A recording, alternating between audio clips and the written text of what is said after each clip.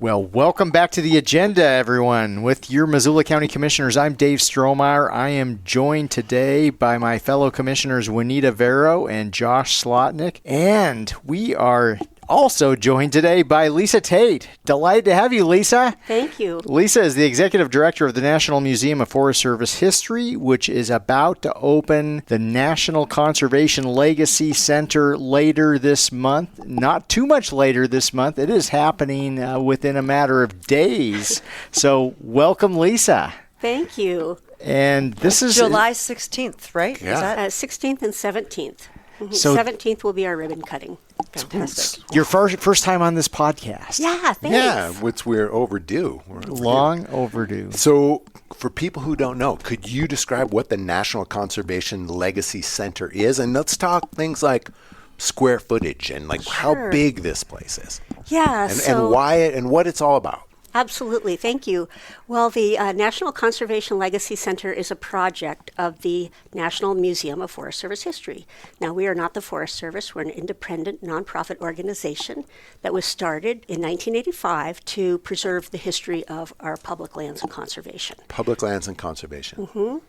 And so for several years, we have been working towards collecting artifacts, documents. We have over 55,000 items in our collection. We're the only museum of our kind in the United States. And while we're not the Forest Service, we do work with them very closely. They're a partner of ours. But we're a completely self-funded nonprofit, and the National Conservation Legacy Center is going to be our largest teaching tool to let the public learn about conservation history. And to be clear, this teaching tool is a building. It This is a new physical museum site. Yes, it is a world-class museum here in Missoula. Yeah, and just a couple things just to drive home the world-class nature of it. How big is it, and how much money did it cost to make? So this is a 26,000 square foot museum, and so far we have spent about $22 million to bring this project to fruition. And you all raised all that money. We did, and it's been a long journey. since but, 1985, or how? well, really, what was the fundraising era? So really about the last 5 years is Very when we impressive. were very serious about getting the funding. And of course, we started out with a more modest budget, but with the construction costs and through COVID, we had to increase that budget. And so we've just continued to work until we made the dream come true. And why Missoula? Well, people ask us that all the time. They say, why not Washington, D.C., or why not a bigger city like Denver or San Diego or Los Angeles? And, a lot of people may not realize that Region 1 is the first region in the United States in the Forest When you Service. say Region 1, what do you mean? So does this mean the United States is divided into regions for the Forest Service? Yes. And the region we're in is called Region 1? Past tense, unfortunately. Yeah, it's getting changed around, right? But Yeah, a lot of notwithstanding that, Back in 1905, or what? Yes. When were regions created? Right after the creation of the U.S. Forest Service. Okay. And they've changed a little bit over time. But Region 1 has always been the northern region. It was the first region. And this is where the passion was to start the project.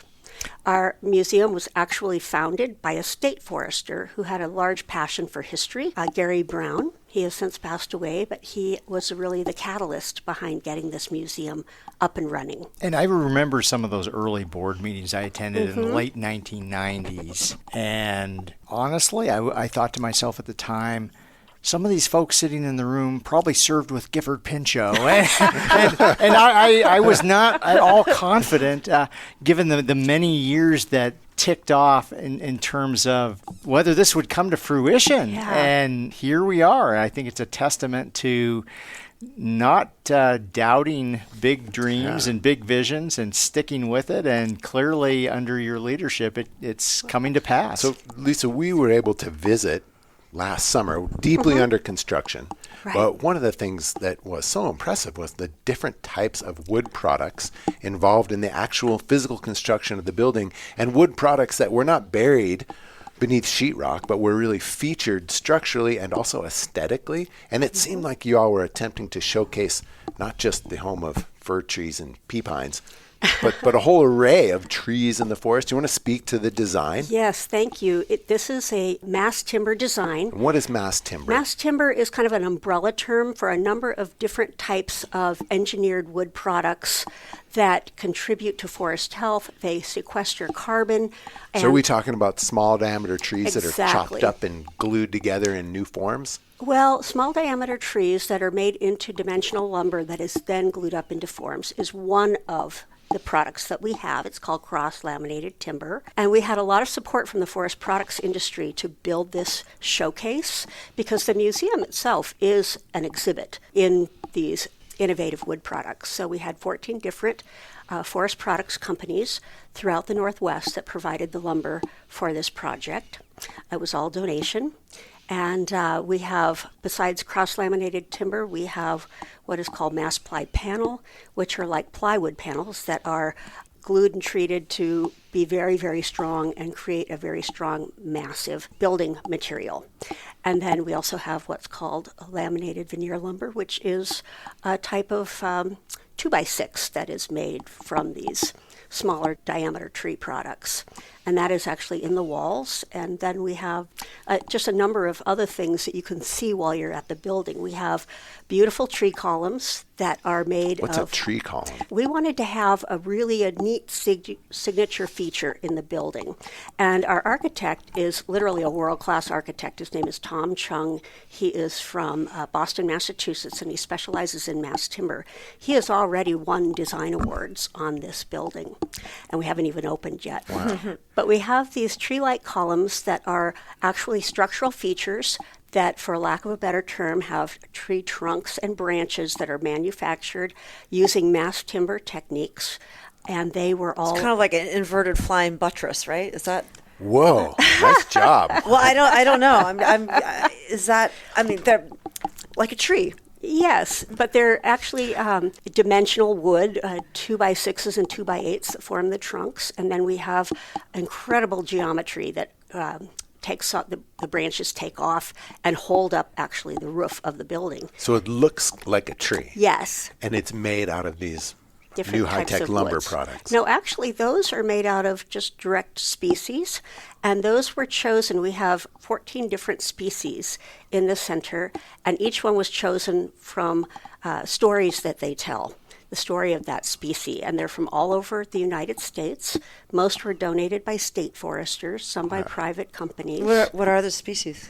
Well, just to name a couple of them, we have longleaf pine, which is a species that it was in heavy decline in the South, and that has now been, through a lot of the efforts of the Forest Service and others, brought back to a viable state.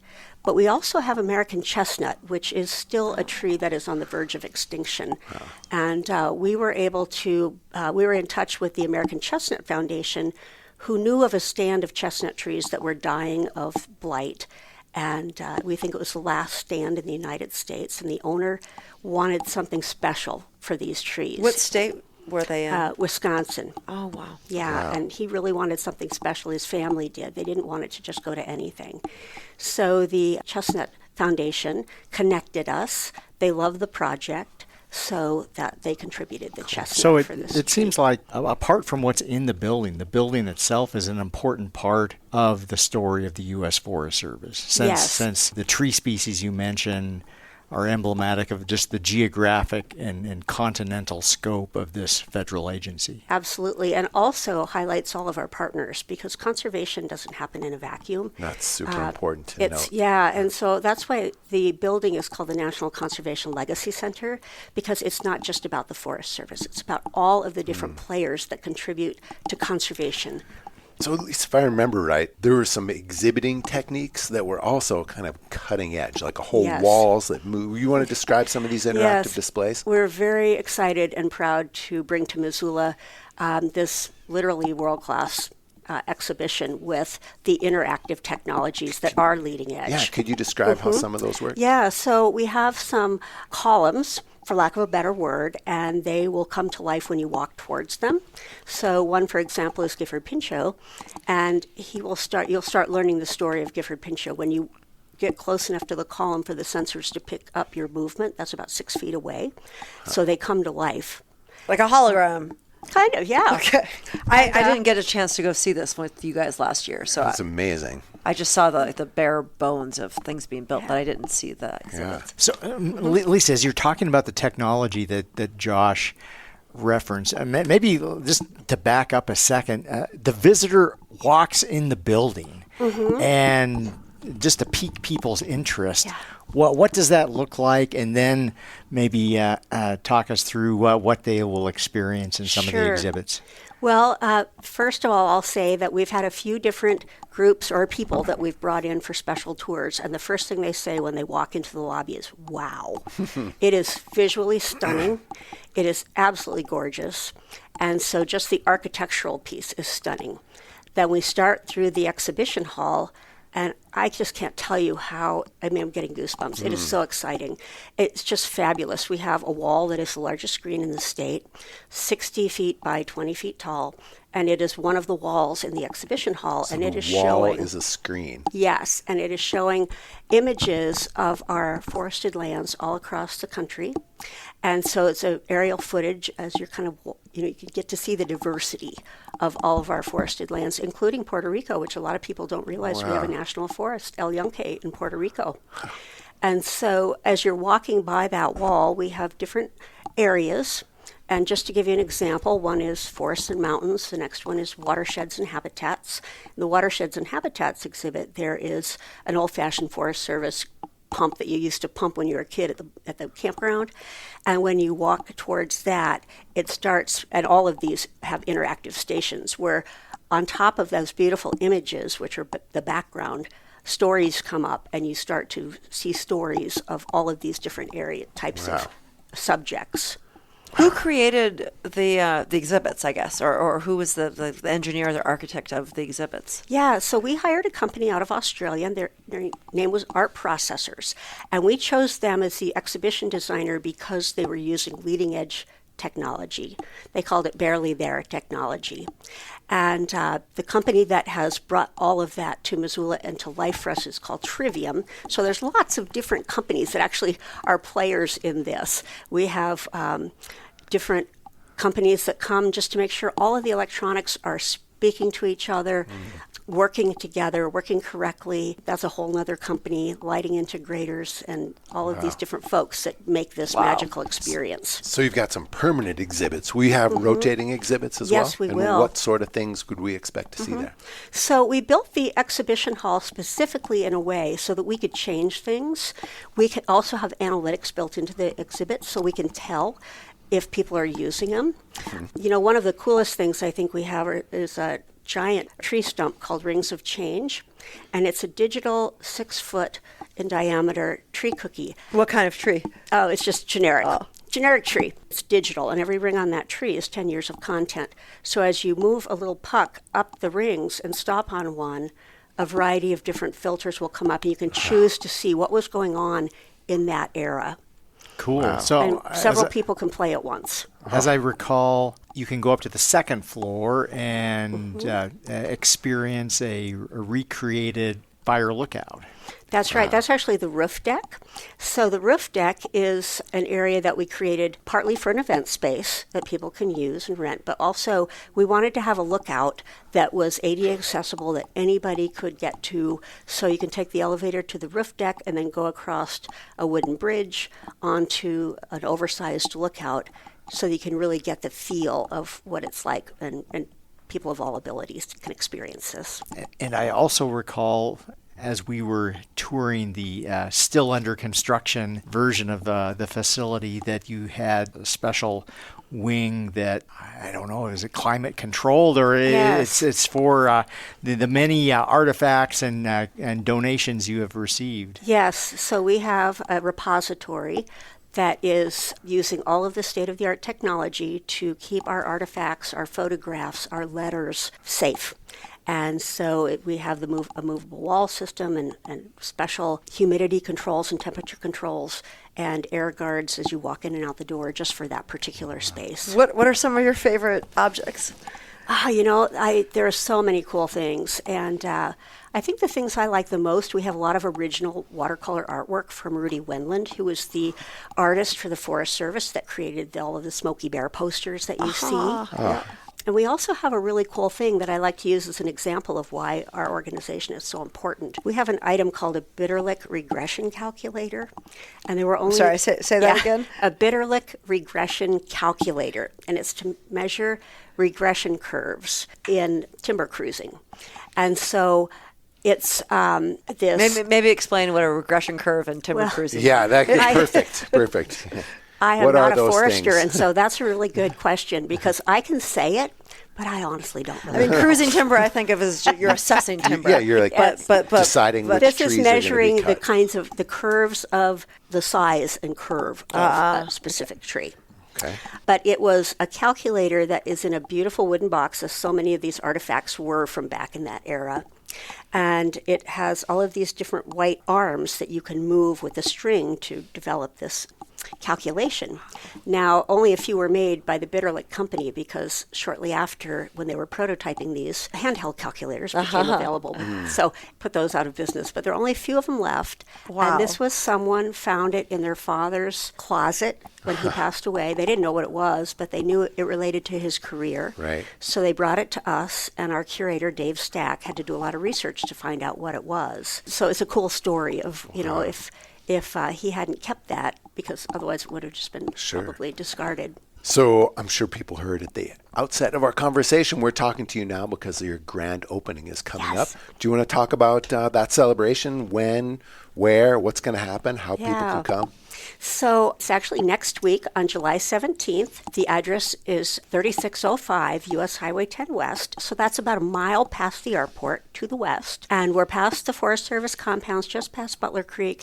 And that's where our campus is. We have a 31-acre area that we use with a forest discovery trail and other exhibits. But that day, we will be featuring a public ribbon cutting ceremony. What time is that? What time? It will start at 10 o'clock, and we will have a few speakers ending about 11, and then the museum will be open. It will be free that day. We also have right. a number of other activities going on that day to just help us celebrate this Great. milestone. Great, that's fantastic. Public is invited. We'll have free lunch catered by Silk Road. That was sponsored by fantastic. Fantastic Corporation. Nice. So that will be 17th. But if people are a member of the museum, they can come and get a sneak peek on the 16th, Okay. the day before. And we'll have lunch that day sponsored by Dick Anderson Construction, who was the company that built the museum. Wow. And if you Great. get there late and the food's all gone, there will be MREs. From the Reagan era. Tease your palate. Yes. Lisa, so I am just thrilled this is coming to pass. I bet there are some listeners out there who have never heard your name before and might be wondering, how is it that someone like yourself got connected with what is now just a tremendous success of a project? So maybe talk to us a little bit about how you got to work for the National Museum of Forest Service History. Well, I grew up in Missoula and lived here until I was just out of college or that age. And I didn't really want to leave, but I had some job opportunities, so I went, and I thought I'd be gone a few years, and 30 years later, I'm like, I better get home. So and my parents were getting older, and I wanted to be closer to them, so I made a concerted effort to look for positions here in Missoula, and I've been in the museum industry my entire career, so finding museum director positions isn't always easy in a smaller community. But this position became available, and I thought, well, I'm not from the Forest Service, so I don't know if they'll hire me, but they wanted someone that knew how to do fundraising and also knew how to run museums. So I came on board about 10 years ago. Where had really- you done previous museum work? Yeah, so I'd done it in Boise, Idaho, and believe it or not, Fargo, North Dakota. Yeah, fantastic. Wow. So it was, just great opportunities and great places, but it was always my goal to come back to Missoula. And I couldn't be more proud to bring this museum to my hometown because it is truly amazing. And there's nothing like it in the region.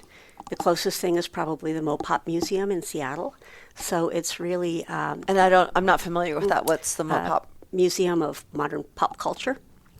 Oh, I was thinking you were Wow. trying something similar to Seattle Center. forestry or what. Yeah. Okay. So Yes. what makes a pop culture museum and a museum you. around Yeah. national conservation legacy? Like, how are those similar? So there is actually a lot of science that goes into how people learn in museums, and you need to have a combination of things. It can't just be all artifacts in a box. Yeah. It can't just be graphics and text, and it can't just be all technology, and it can't be all for adults. It needs to have this blend of something for everyone, something for conservation enthusiasts, something for the general public who who may not know anything about our public lands.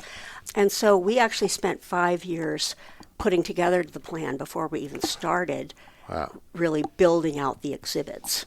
And so similar amount of planning went into the Mopop Museum, and the interactives are very similar, and the way that they show artifacts versus graphics versus technology. Oh, it's fantastic. 10 years ago, Mm-hmm. you showed up in this position. How much money in the bank was there at that point in time?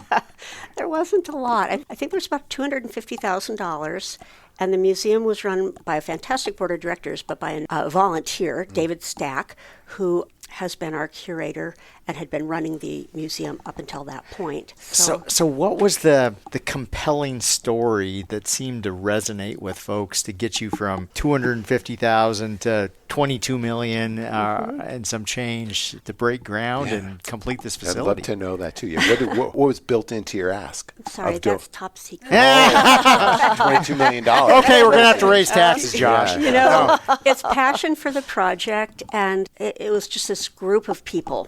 You know, our board of directors is National Board of Directors. They're not just all from the Forest Service. Many are retired from the agency, but many are from other types of businesses. And this passion has been so strong that, you know, a lot of people didn't think this was ever going to happen. When I started working here, I had all kinds of people say, "Oh, are they still going to do that?" Because it was talked about back in 2008, and nothing really happened.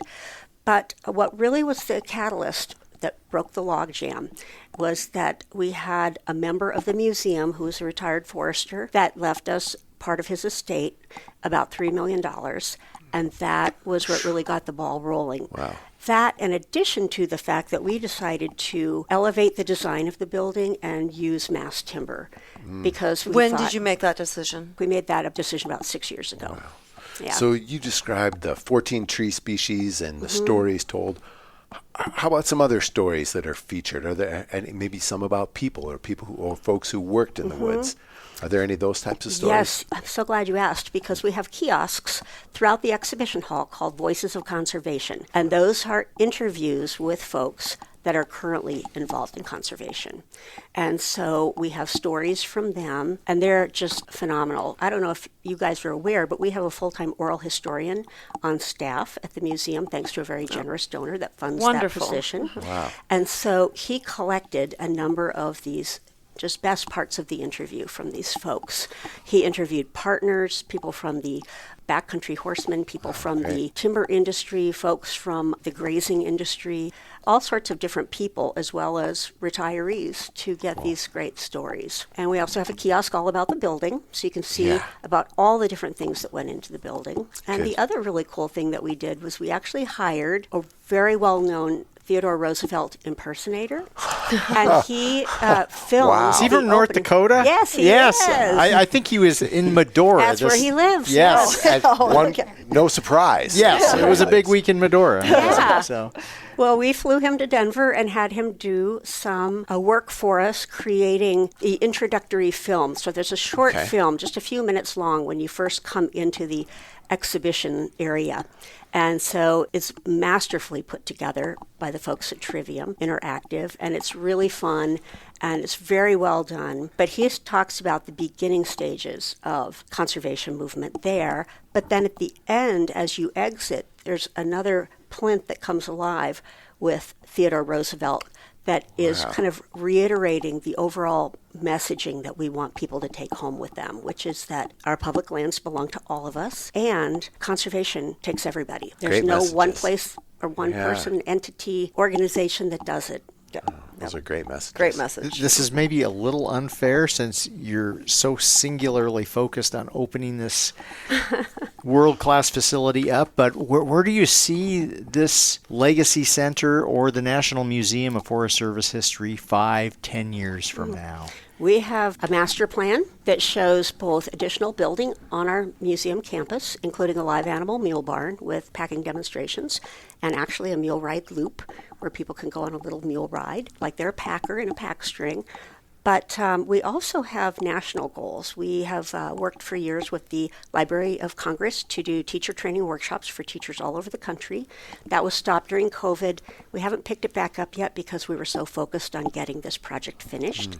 But we will be picking that back up. We'll also be continuing our traveling exhibits. We have traveling exhibits that go coast to coast, but we want to take all of the things that we've learned and put into the National Conservation Legacy Center and send those on the road. Fantastic. Great. Thanks. This is great stuff. We never rest. Lisa, is there something we should have asked you that we have not yet asked you that you want to say about this museum? You know, I would just say, I just want to reiterate that we're a nonprofit.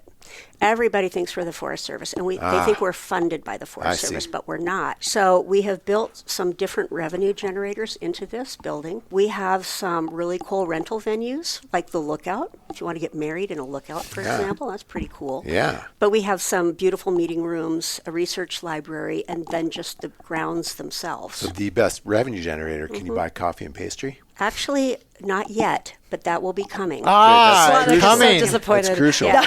It's crucial. I mean, we went out to Montana Knife Company for their opening, yeah. and the coffee pastry piece. Mm-hmm.